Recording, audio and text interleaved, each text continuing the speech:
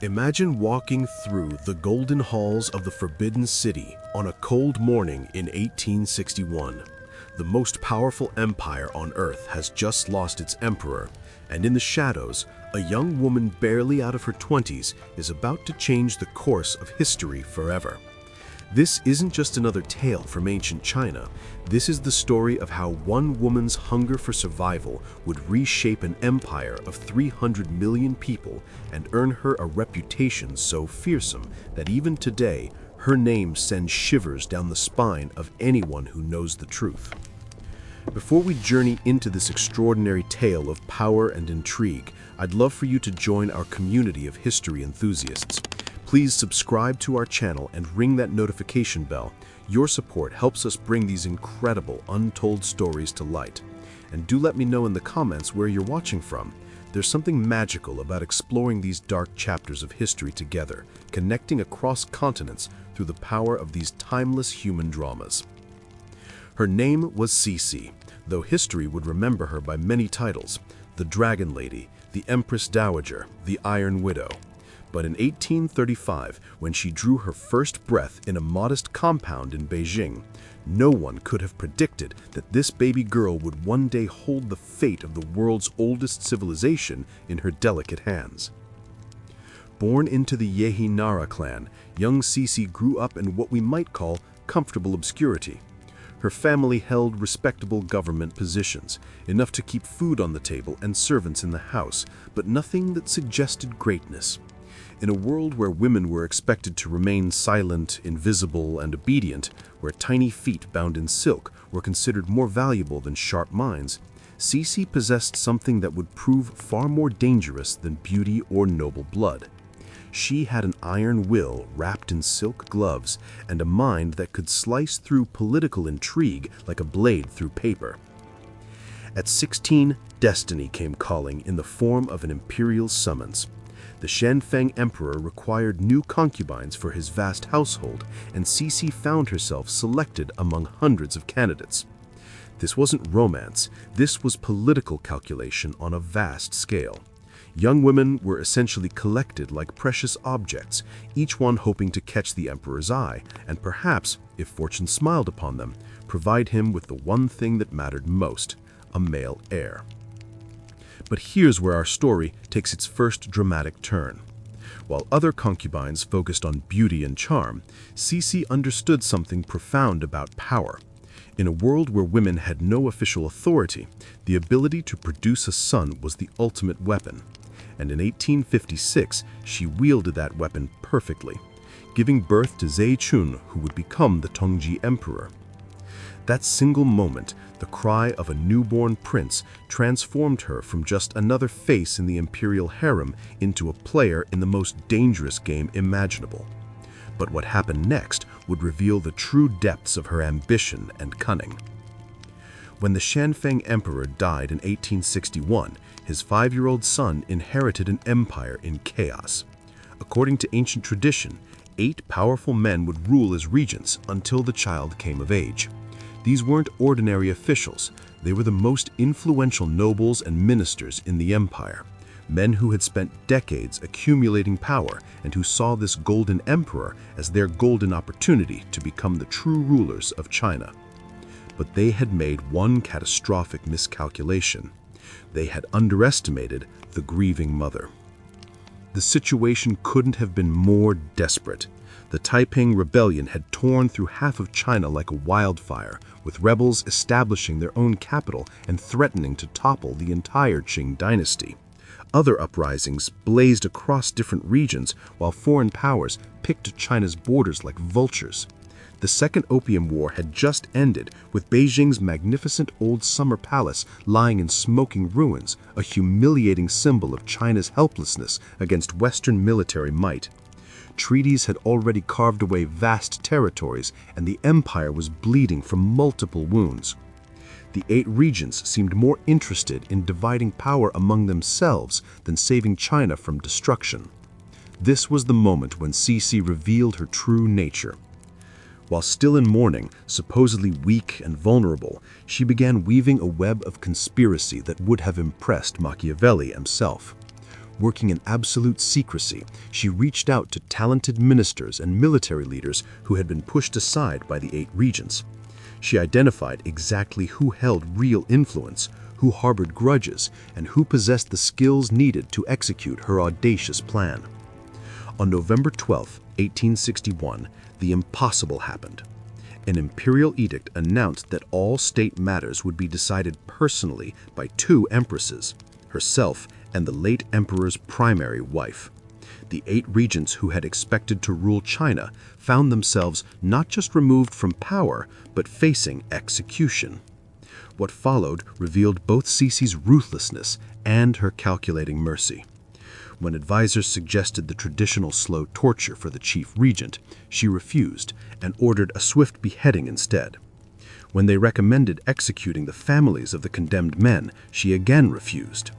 Her coup claimed just 3 lives, a remarkably bloodless revolution considering what was at stake. Think about the magnitude of this achievement. A 26-year-old woman had outmaneuvered 8 of the most powerful men in China, seized control of an empire of 300 million people, and done it all while maintaining enough respect for tradition to keep her rule legitimate. Foreign diplomats in Beijing marveled that men who had held power for decades fell without a single shot fired in their defense. But here's where the story becomes even more extraordinary. By Qing tradition, women were absolutely forbidden from participating in politics. Cixi had not just broken this rule, she had shattered it completely, becoming the only Empress Dowager in the entire dynasty to assume the role of regent. And because women couldn't be seen during court sessions, she had to rule from behind a yellow silk screen, issuing commands through intermediaries while remaining invisible. Imagine the psychological impact of this arrangement.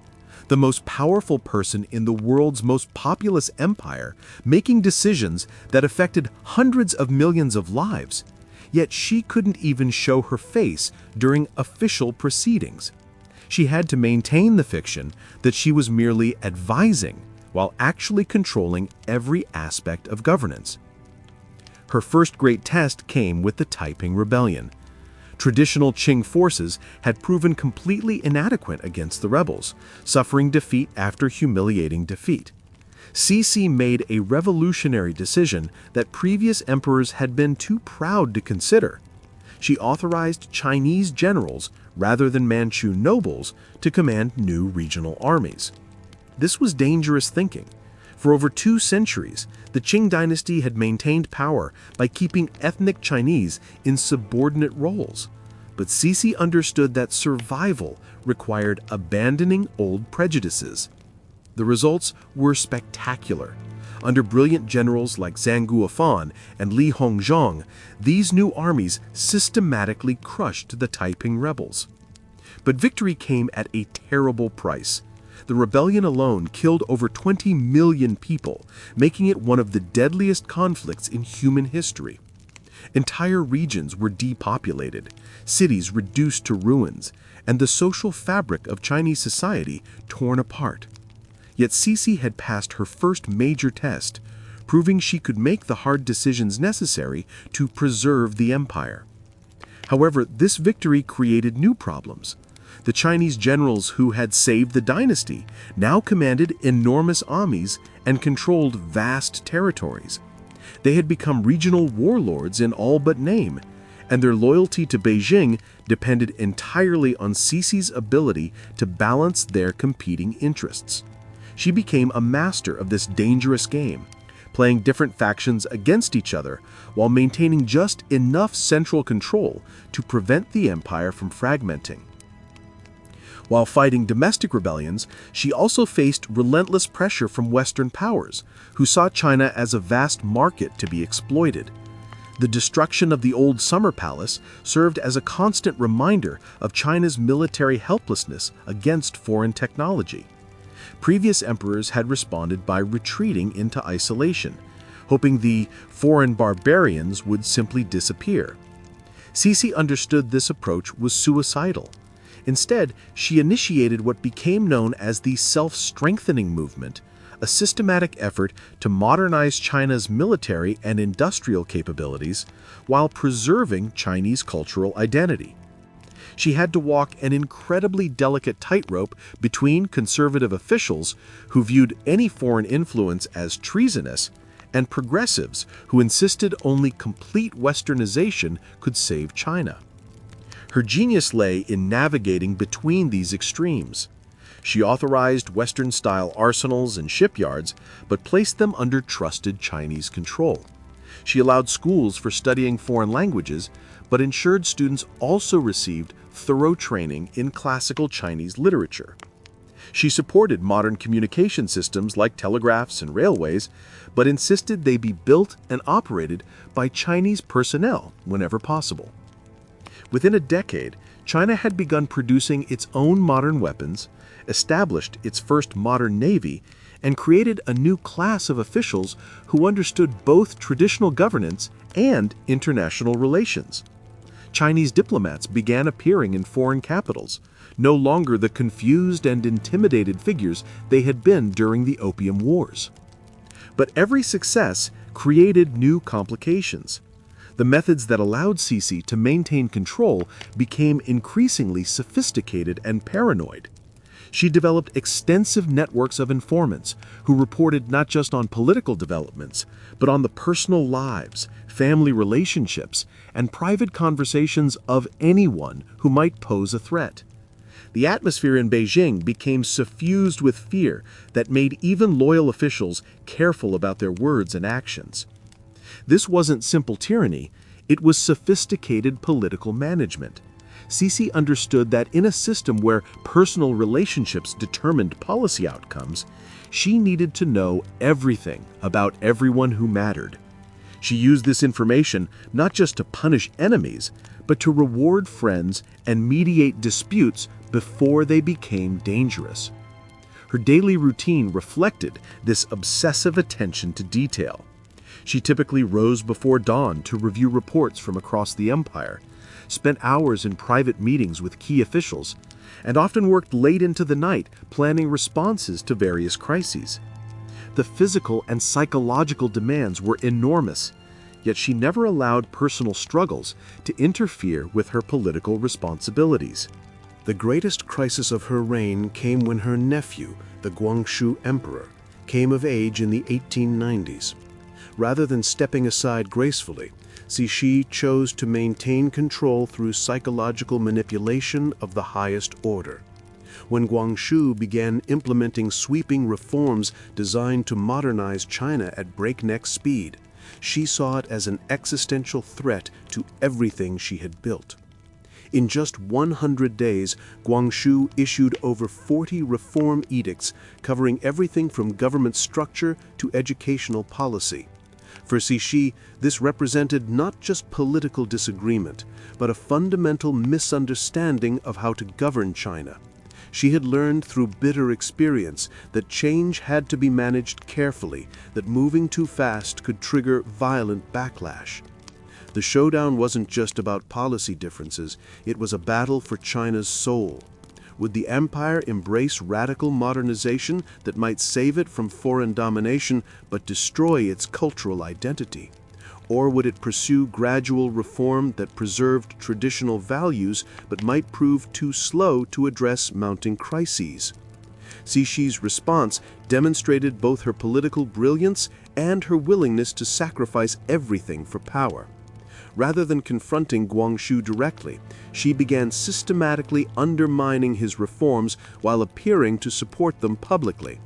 When subtle sabotage proved insufficient, she escalated to psychological warfare designed to break his confidence and isolate him from supporters. The final confrontation came in September 1898, when Cixi discovered what she believed was a plot to assassinate her. Her response was swift and merciless. She placed Guangxu under house arrest and assumed direct control once again.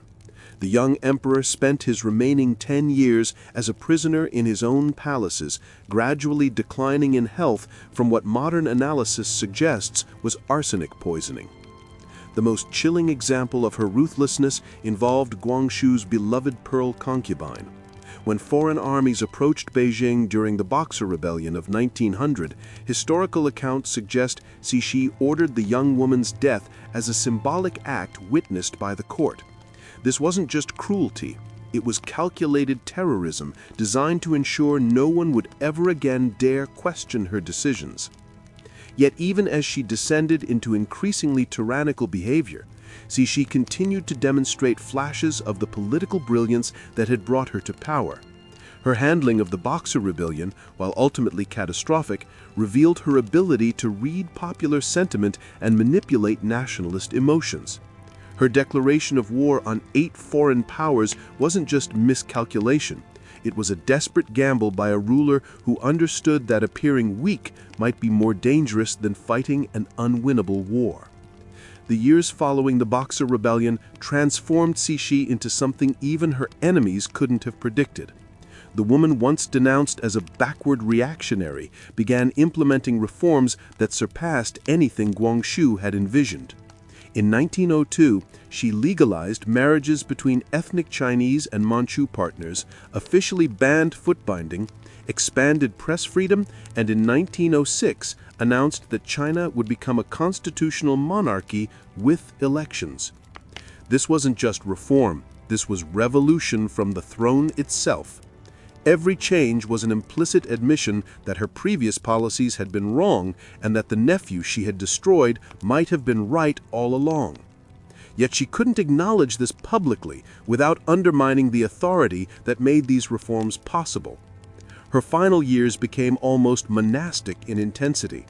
Foreign diplomats reported seeing her work 18-hour days, personally reviewing every major policy proposal and conducting endless meetings with officials who had once been too terrified to speak freely.